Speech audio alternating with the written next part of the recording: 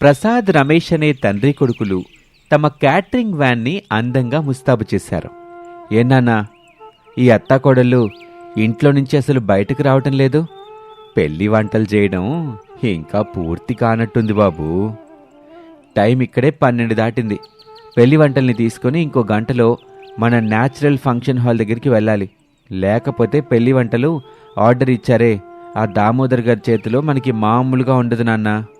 బాబు, ఆ భయం నాకు కూడా ఉంది. కానీ మనం అత్తాకోడళ్ళని కాదని ఏం చేయడానికి లేదుగా. అరగంట క్రితం మీ అమ్మని అడిగినప్పుడు ఇలా పదే పదే వచ్చి పెళ్లి వంటలు చేయడం పూర్తయిందా అని అడక్కండి.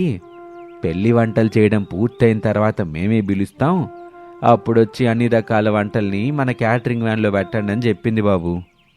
ఇప్పుడు నేను వెళ్ళి అడిగితే అమ్మ కొట్టినా కొడుతుంది నాన్న.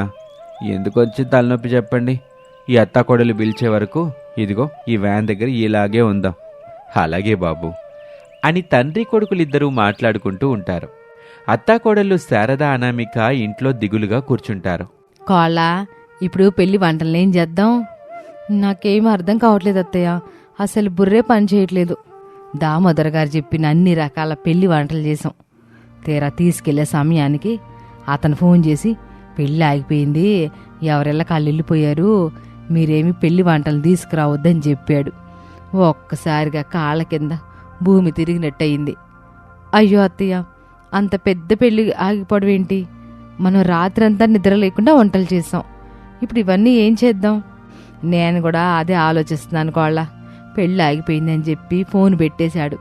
వంటలేమో తీసుకురావద్దన్నాడు. కానీ ఇవన్నీ ఇంట్లో ఉంచితే పాడైపోతాయి. ఆయన మామయ్య మన కోసం బయట ఎదురు చూస్తూ ఉంటారు. ఈ విషయం చెప్దామా అత్తయ్య? చెప్పకుండా ఉంటే ఎట్టా మరి? కానీ చెప్తే అల్లేమని టెన్షన్ పడిపోతారు. పైగా క్యాటరింగ్ వాళ్ళ దగ్గర నుంచి డబ్బులు తీసుకున్నది కూడా లేదు కదా అని ఇద్దరు కలిసి ఎంతో బాధపడతారు. ఒక పని చేద్దాం అత్తయ్య, ఈ వంటల్ని అమ్మేద్దాం. వంటలు అమ్మడమా? ఎవరికి అమ్ముతావే? ఇవి పెళ్లి వంటలు. బిర్యానీ, కుర్మా, గులాబ్ జామున్, పాయసం ఇంకా చాలా ఉన్నాయి. వాటిని ఎక్కడ అమ్ముతావు, ఎట్టాగమ్ముతావు? ఎంతకు అసలు ఎవరికి అమ్ముదాం అనుకుంటున్నావు? ప్రతిదానికి కంగారు పడితే ఎలాగత్తయ్య? మన ఊర్లో ఈరోజు మార్కెట్ డే కదా, అక్కడికి తీసుకెళ్ళి పెళ్లి వంటలని చెప్పి లేదా బోర్డు పెట్టి ఈ వంటల్ని అమ్మేద్దాం. మాట్లాడుకున్న డబ్బులు రాకపోయినా ఎంతో కొంత డబ్బులైతే వస్తాయి కదా.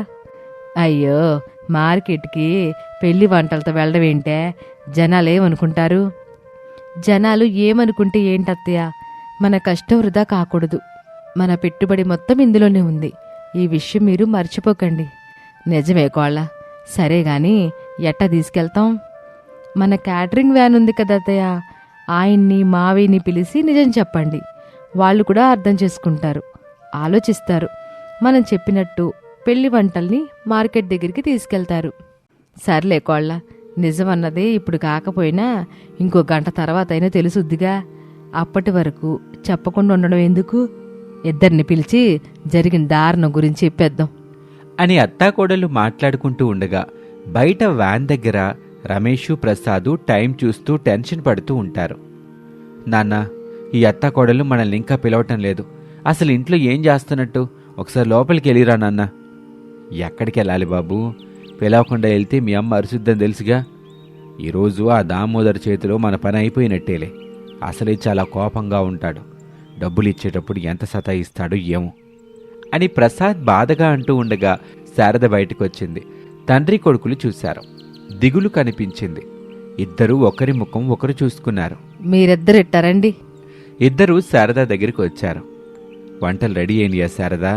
వంటలు రెడీ అయ్యాయి, కానీ పెళ్లి జరగడం లేదంట. పెళ్లి ఆగిపోయిందట అని శారద చావు కబురు చల్లగా చెప్పినట్టు చెప్పగానే ప్రసాదు, రమేష్లు ఆశ్చర్యపోయారు. ఒకరి ముఖం ఒకరు చూసుకున్నారు. ఓ గంట క్రితం నుంచి మా అత్తాకోడళ్ళ పరిస్థితి ఎట్టాగే ఉంది. దామోదర్ గారు ఫోన్ చేశారు.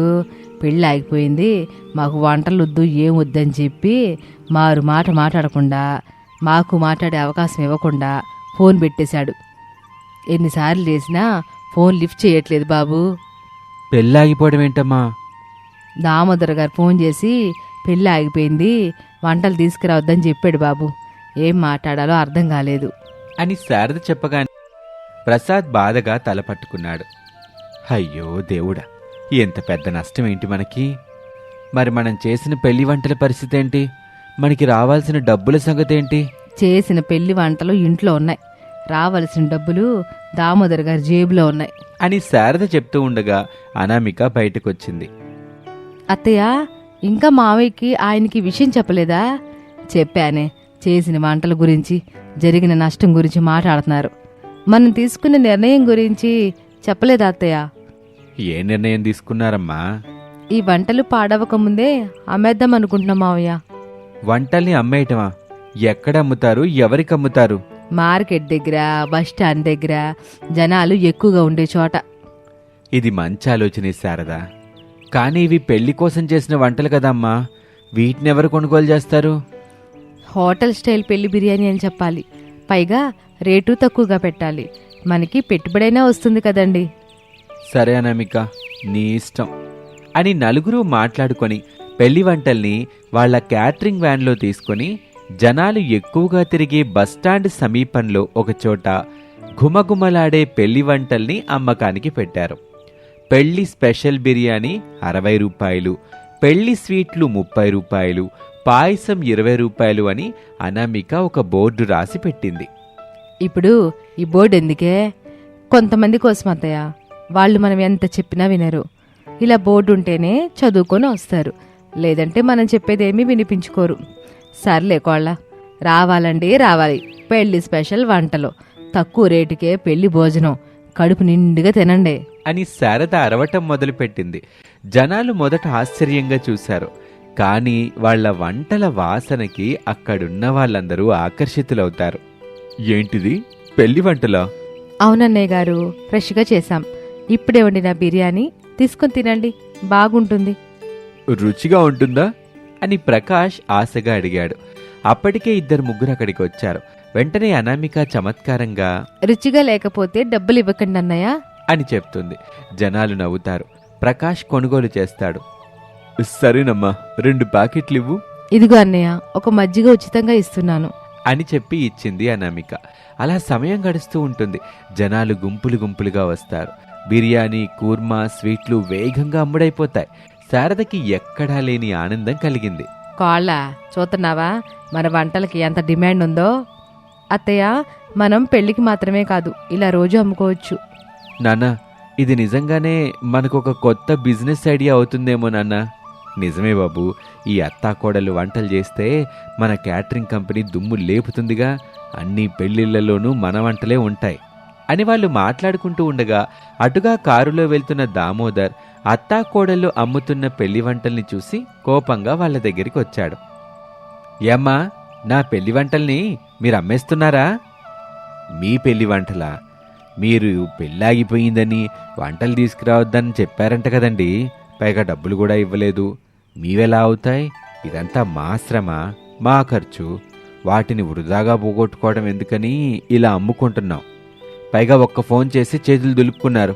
మేమేమవ్వాలి? అయ్యో, పెళ్ళి రద్దయింది, నాకు బాధగానే ఉంది. బాధ మీకే కాదు, మా పెట్టుబడి కూడా ఇందులోనే ఉంది. సరే సరే, మీరు అమ్ముకోండి, కానీ నాకు 2 బిర్యానీ ప్యాకెట్లు ఇవ్వండి. డబ్బులు కట్టండి అన్నయ్య గారు. సరే, పెళ్ళైపోయినా పెళ్లి వంటలు మాత్రం మిస్ అవ్వకూడదుగా అని చెప్పి డబ్బులు ఇచ్చాడు దామోదర్. అనామిక బిర్యానీ ప్యాకెట్లు ఇచ్చింది. అలా ఆ రోజు సాయంత్రం వరకు అన్ని వంటలు అమ్ముడైపోతాయి. అమ్మా కోళ్ళ, నీకొచ్చిన ఆలోచన వల్ల ఈ రోజు మనకి రావాల్సిన పెద్ద నష్టం తప్పిందమ్మా. నష్టం కాదండి, ఇది మనకి కొత్త దారి చూపించింది. ఇక నుంచి పెళ్లి వంటలు ఆగిపోయినా మన అమ్మకం ఆగదత్తయ్య. అత్తాకోడళ్ళ పెళ్లి వంటల స్టాల్ అని పేరు పెట్టద్దన్నా, హ్యాపీగా పెట్టుకోవచ్చు బాబు. అలా ఒక పెళ్లి కోసం చేసిన పెళ్లి వంటల్ని పెళ్లి ఆగిపోయిందని అత్తాకోడళ్ళు బాధపడకుండా తెలివితో వాటిని అమ్మేశారు. పెళ్లి వంటలంటూ జీవితం కొత్తగా మొదలుపెట్టారు.